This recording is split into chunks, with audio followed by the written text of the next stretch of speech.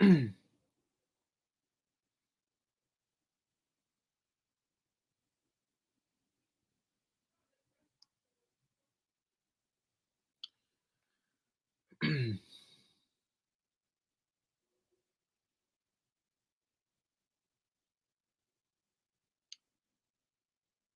Shalom, shalom. First and foremost, I want to give all praises, honor, and glory to Yahweh, Bahasham, Yahushai, Bahasham, Rachak Kodash. Double honors to the elders and the apostles of Great Millstone, and peace and blessings to the elect. All right. And yeah, this is just a quick impromptu video that I wanted to do. I was watching this video here called Fringe, done by GMS Costos by Amath, which is a very good video. Definitely recommend, brothers and sisters to check it out. Okay. And as I was watching the video, the brother was going into some very good and interesting points dealing with the law being, as he was going into a shadow, or the surface. Okay. Pretty much the surface um of things.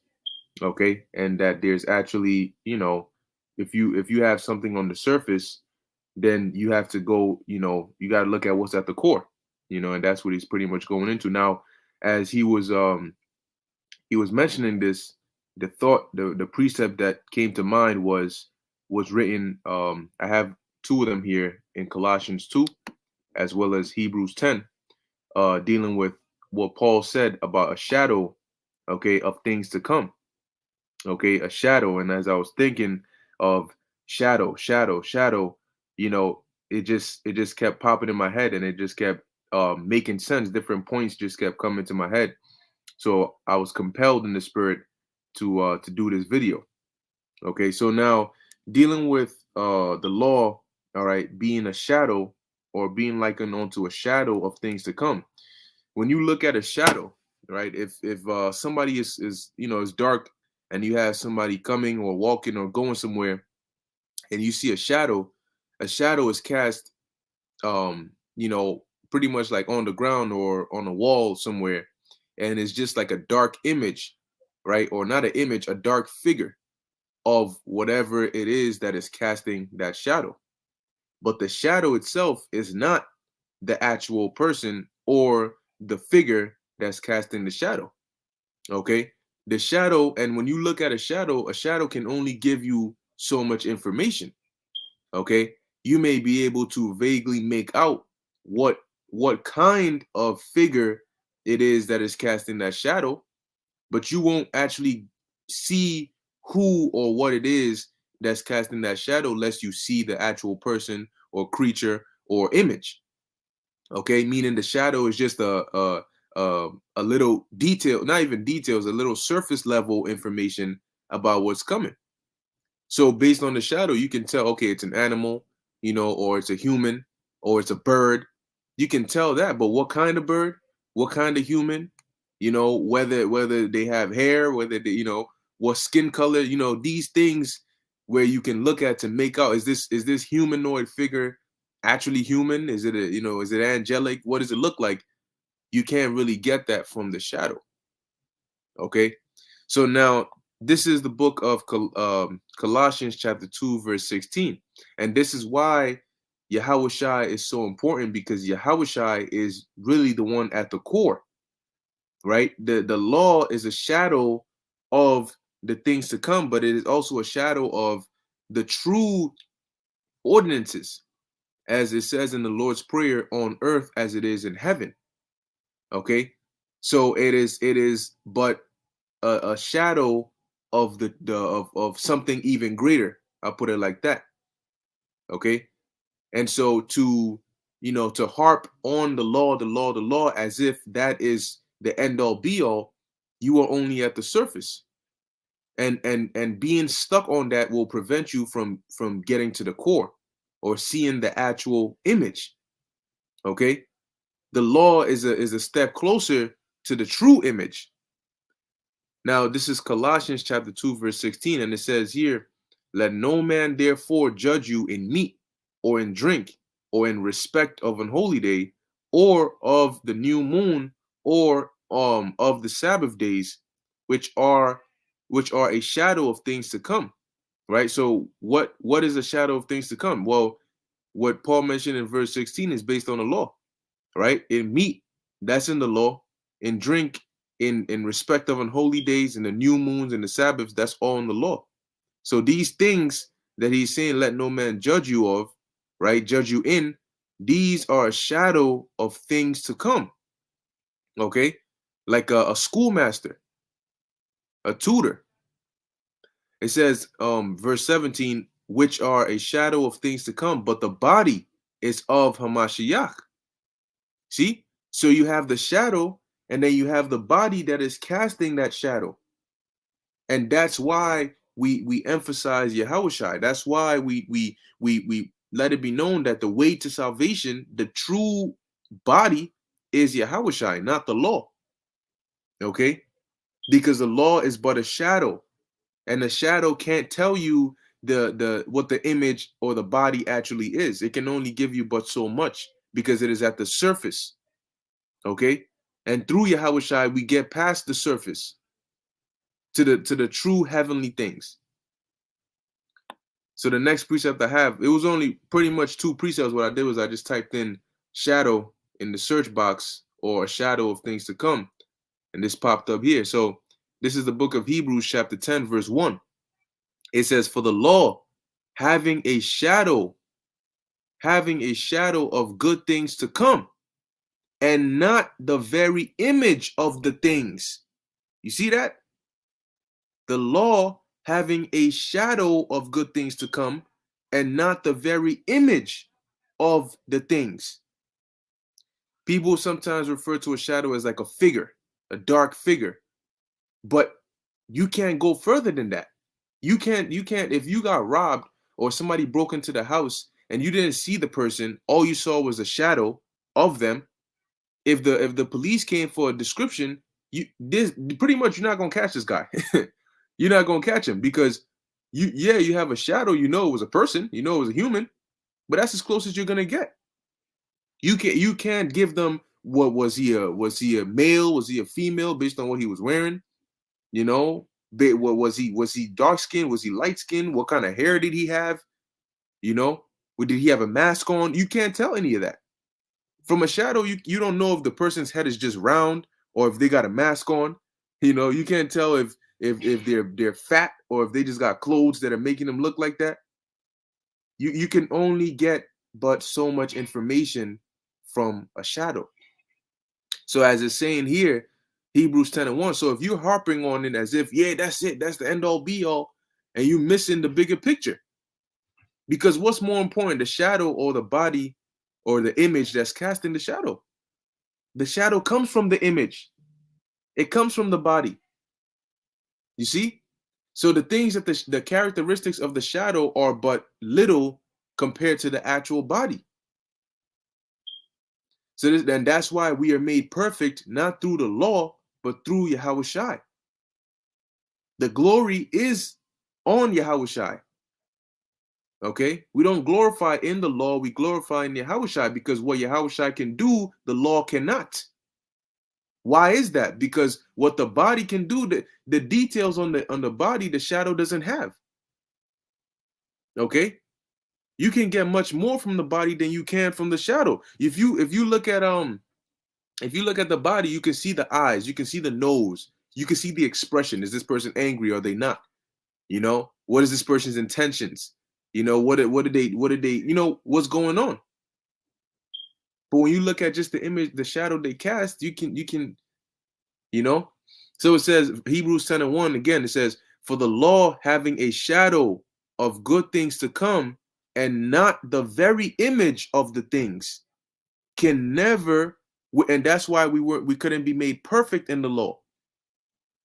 It says, can never, with those sacrifices which they offered year by year continually, make the comers thereunto perfect.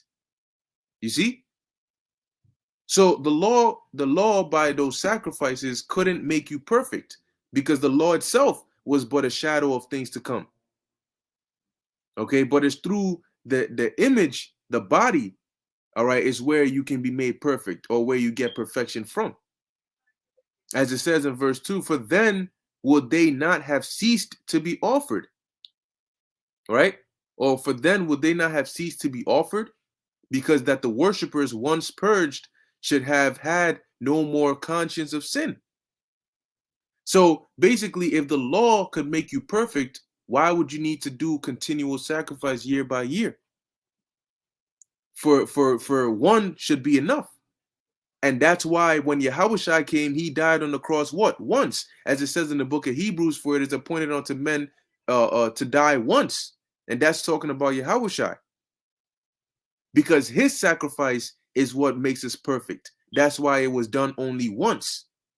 Unlike the law, in which you would have to do it continually. See?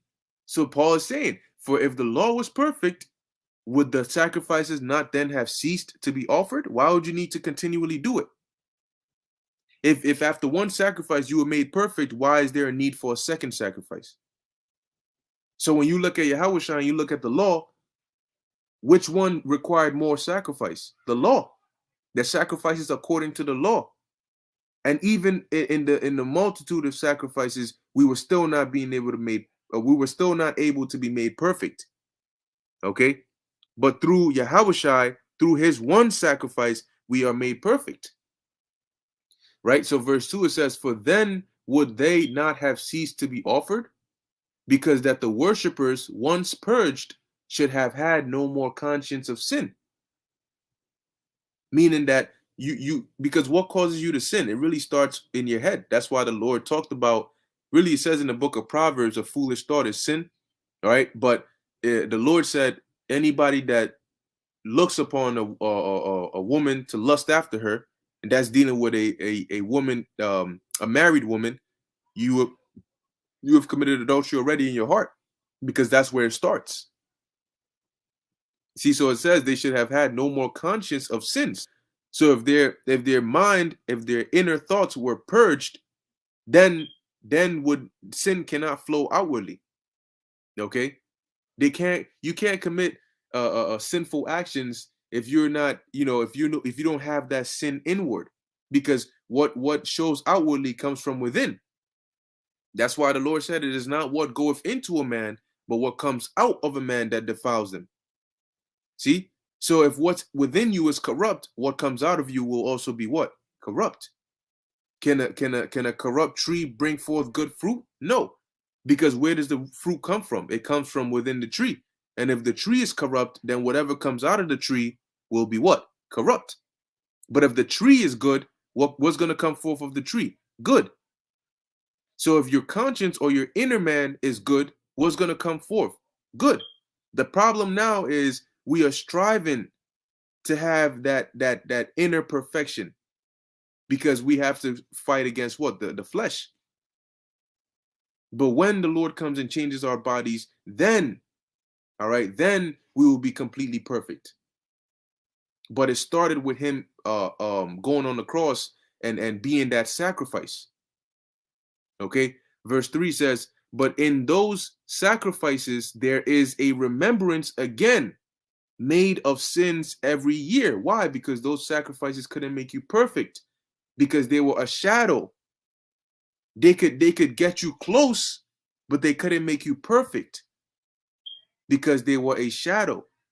But when the actual image came, which was Yahushua, through him we would be made perfect by his sacrifice once. Verse 3 again, it says, but in those sacrifices there is remembrance again made of sins every year. So here it is. You're what you're doing is you're trying to push the image away so that you can focus on the shadow. When really the shadow is supposed to lead you to what? To the image. If you see a shadow of somebody, then you can see, well, where's the shadow coming from? Okay? When you see somebody, you don't look for their shadow, but when you see a shadow, you look for the image. So the shadow is supposed to what? Point you towards the image. The image doesn't point you to the shadow. The shadow points you to the image.